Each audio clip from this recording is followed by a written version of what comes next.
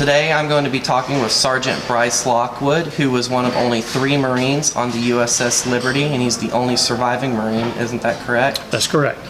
And I'm very excited to talk with him. I think the USS Liberty is a very important subject, and I don't think it gets as much attention as it deserves. And the first thing that I want to ask you is, why do you think Israel, America's alleged ally, would attack the USS Liberty? That's a very good question that we would like the answer to. For instance, during the attack, the Israelis were using unmarked aircraft. That's a violation of international law. We did not know who was attacking us. When we were finally able to get a Mayday off, and it was acknowledged by 6th Fleet, which was some 350 nautical miles away or 400 nautical miles away, Secretary of Defense Robert McNamara intervened and requested that the aircraft that were sent to our aid be returned. There had been a nuclear drill, and some of those aircraft had nuclear weapons aboard them. Captain Joseph Tully, who was skipper of the carrier USS Saratoga, figured that it was probably because of those nuclear weapons. He ordered the aircraft recovered, the weapons replaced with conventional armaments, relaunched, and reunified Washington. And again, Secretary of Defense Robert McNamara ordered them recalled. The commander of Task Force 6, who was Admiral Larry Geis, said, we have American ship which is under fire. I want to hear that from higher authority. LBJ came on the wire and said, get those aircraft back. I will not have my allies embarrassed. Which raises the question, we did not know who was attacking us. How did LBJ know? Sinister question. Yes, and I saw you actually mention that in the Al Jazeera documentary, Today Israel Attacked America. Yes. When you were on there. And that was actually something I was going to ask you about, is what role do you think that American officials such as LBJ and Robert McNamara played in the attack on the Liberty? Were they just part of the cover-up, or were they also part in planning the attack? It's my personal opinion that they could have been part of the planning of the attack. America's entire nuclear force was on full alert the morning of June the 8th, 1967, long before we were attacked, which is one of the reasons why there were nuclear weapons aboard those aircraft that were launched to come to our aid. And that raises a question, why? We do know that LBJ had a personal vendetta against the Egyptian president. Nasser. Yeah, Gamal Abdel Nasser, that's correct. And literally hated the man. So that raises a question, was this part of an agreement between Israel to initiate warfare, have an American ship set up as a puppet, destroyed, blame it on the United Arab Republic, of which Egypt was the major contributing military force, and then use that as an excuse for nuclear war? Yes, and that's actually something I was wanting to ask you about, is what did you think about, a lot of people theorized that the reason the Liberty was attacked was meant to be a false flag attack, where the United Arab Republic would be blamed for the attack, and this would serve as a pretext for the United States to participate in the Six-Day War on the side of Israel. There are a lot of people that have that opinion. It all may have been very innocent, but it seems to me that the evidence is pretty strong that there was collusion, at least on the part of President Johnson, with the Israeli government. And that's one of the main reasons why some nearly 50 years later now, no one in government will talk about it. I have met congressmen say, yes, I'm fully aware of that. Are you going to conduct an investigation, which is required by Article 1, Section 8, United States Constitution? That is probably not going to take place. And that raises another question. Why is it that we elect people to represent us? They swear to uphold the Constitution, but they pick and choose which articles they want to abide by and which ones they ignore. That's a very great point. And I actually was curious to know, I've heard that a lot of the Liberty survivors, that they were actually threatened with being court-martialed and so on if they were to speak out about what happened in the Liberty and their personal experience. Were you personally told to keep quiet? My situation was a little unique. I was assigned to temporary duty aboard the ship. My home base was in Bremerhaven, Germany, and I had been on a separate mission with VQ-2, U.S. Naval Airborne Intelligence Collection Outfit from Rota, Spain. And that mission had completed, and I was back at Rota, Spain, awaiting to go back to my base in Bremerhaven when I received orders to go aboard the Liberty. And this was immediately prior to the opening warfare of the 6 Days War. After the attack, I was medevaced. The morning after the attack, I was medevaced to the Carrier America. I had some pretty severe wounds as a result of flash burns, and the fear was for infection. So I was medevaced off to the Carrier America. I was aboard her for 10 days, and then sent to rejoin the Liberty, which was at that point in dry dock in Lucca, Malta. I was aboard her that night, and then the next afternoon received orders to return to my home base. So I was never ordered specifically never to talk about it. In fact, when I was in the confines of our secure spaces with the intelligence outfit I worked with in Bremerhaven, I spoke quite freely about it.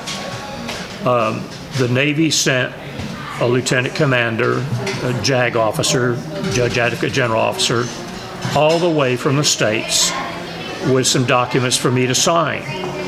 And they appeared to me to just be the same documents that periodically you had to sign when you were in intelligence work, that you were going to keep your lips zipped, not talk about the work that you did. And there was nothing specific in there about not talking about the Liberty. So I discussed it quite freely within the confines of the secure spaces. Did not discuss it with family or friends outside of the secure spaces. But as for specifically saying don't ever talk about it, I was not given that specific statement. And have you faced any repercussions for talking about this? Have you been maligned in any way, or someone trying to discredit you? You know what? When you're in the public eye, you're going to have people that disagree with you, and some of them quite strongly. But not from the government. I have never had anyone come knock on my door and say you're going to jail. James Ennis. James M. Ennis Jr. that wrote the book Assault on the Liberty. That book was published, I believe, in 1980. I think that's correct. And Mr. Ennis was asked, has anyone threatened you? And he said those same words. I've never had anyone come knock on my door and personally threaten me or take me away to jail. Well, that's very interesting. When you were brought aboard the Malta, isn't that what? Yes. Okay. The wounds that you got, were these from the napalm that was used on the ship? Where did you get these from? I faced a torpedo explosion below the waterline, less than 10 feet from it, looking at it. Flash burns from the torpedo. There were 25 men that were killed all around me. The only thing I can figure is when the casing on the torpedo ruptured, I got flash burns and pretty well spared. Well, you're definitely lucky to make it out of there, and that's just horrible. Fortunate beyond words. Yes. Well, I don't want to keep you away too long, and you're about to give a speech, but is there anything that you'd want to say just to wrap this up? If there's anything that you'd like people out there watching this video to know? Be careful who you let to government. All right. Well, thank you for the interview. I had a lot of fun, and this was really great. My pleasure, Luke. All right. Thank you again.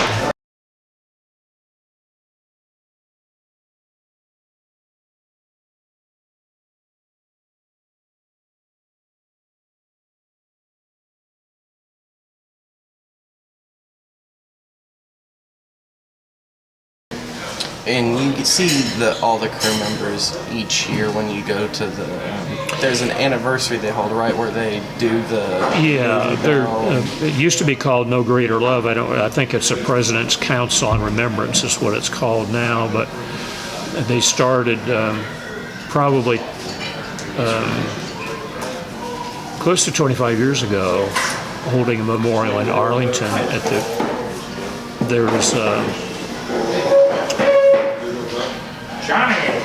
there's a memorial of 5 men that were never positively identified. It's buried at Arlington, and that's where we hold the memorial service there. When I went back to the ship, my berthing area was in the after part of the ship, towards the fantail. When you went through the mess hall and opened that door that went back into the berthing area, mine was the first rack that you came to. So when we had so many that were severely wounded, they grabbed mattresses and put those on the tables in the messing area to put the severely wounded on. And mine was the first one to grab. It was just right there. So when I got back to the ship, I didn't have a place to sleep, and somebody said, "Well, go see Doc up at sick bay." I said, "He'll put you up there." And so I'm up there visiting with him.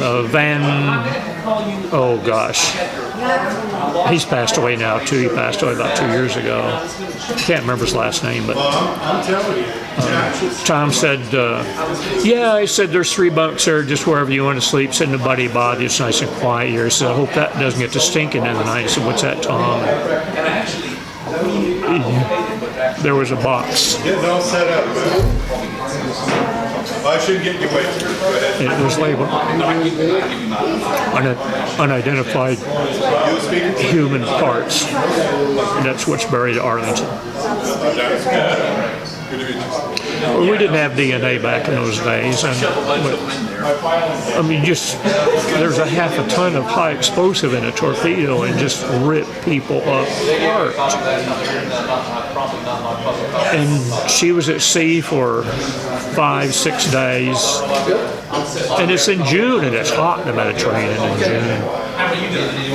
And there was an oil tank that ruptured in the explosion, and that oil was everywhere. And you can just imagine when they opened that hatch, the stink.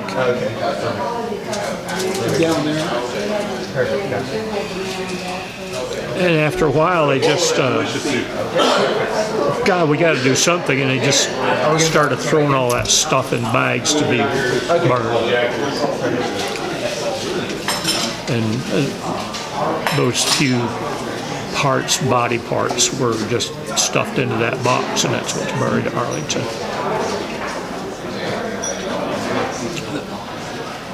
The letter that they dropped on the deck after the It was a business card. It was from, his name was Ernst Castle. He was the American naval attaché to Israel. He tossed a brown paper sack down on the front part of the ship. It was weighted with an orange, and it said, "This is his business card." And on the back of it, it says, "Have you casualties?" Well, it landed right next to a severed leg, and there's blood everywhere. And, I mean, we'd been under attack for, the official was 75 minutes, but it was, they sent troop helicopters over, and they eventually left. And then this other helicopter comes over, and we think we're under attack again. I mean, what are we supposed to think? And the captain was angry, and he just opened the door to the pilot house and popped him the social finger. And he took that to mean you have 1 casualty, and that's what he reported.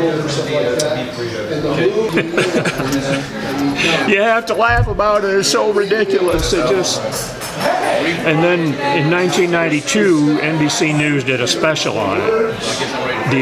The story behind the story, the attack on the USS Liberty, came out in October of 1992. And Commander Castle's on there being interviewed. And he said, they didn't intend to sink that ship. He said, if Israel had wanted to sink that ship, they would have done it with ruse de chair, whatever that means. I don't know any French. But I thought, give me a break. They ran out of ammunition. It's by the grace of God they go. Yeah.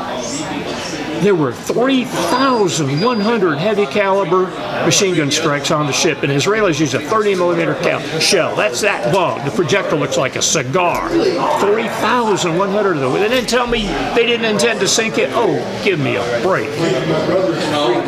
And he's a U.S. Navy commander. God.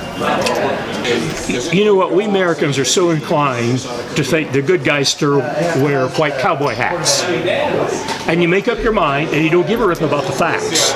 And that's what really upsets me about this last election. We believe Fox News and swallowed what was pre-digested and didn't pay attention to what really is going on.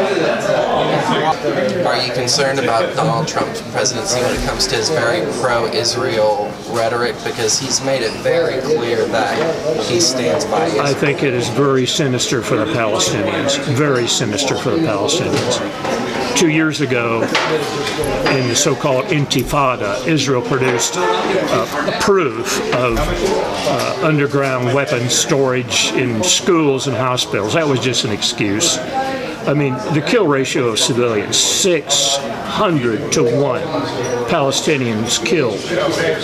There were only 3 total Israeli civilians killed. There were 1,800, mostly women and children, killed by those Israeli air attacks. How can you justify that? And now here is a hawk that's being suggested as our next ambassador to Israel. I really fear for the Palestinians. Yeah, and I mean, I completely agree. And one of the things when people start to talk about Hamas, I mean, I'm not justifying any of the violence that happens on the Palestinian side, but you also have to understand that given the history of what's been going on, you can understand how, through what the Palestinians go through, that they would be angry. It's the only way they have to fight back. Yeah, I mean, all they've got is rocks against these people That's who have it. tanks and stuff. Yes, yes. It doesn't seem fair.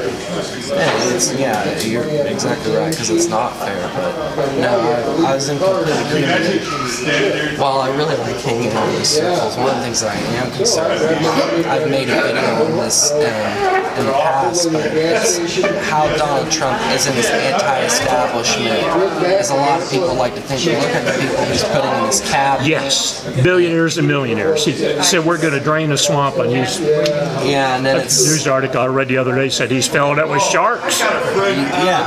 Well, I mean, he's putting CFR member, Goldman Sachs bankers. He's, the same people who've been running it presidency after presidency after presidency. And, I think that this is just kind of the Obama thing over again, because, I mean, Obama's been a horrible president, but he made some good promises at the beginning. He said we're not going to need all these needless foreign wars, and we have the most transparent administration in all history. It's like, okay, that all sounds good. But then he doesn't live up to any of it. He has the most secretive administration in history, and so on and so forth. But I think I'm almost 100% sure that it's the same thing with Trump. All over again, folks.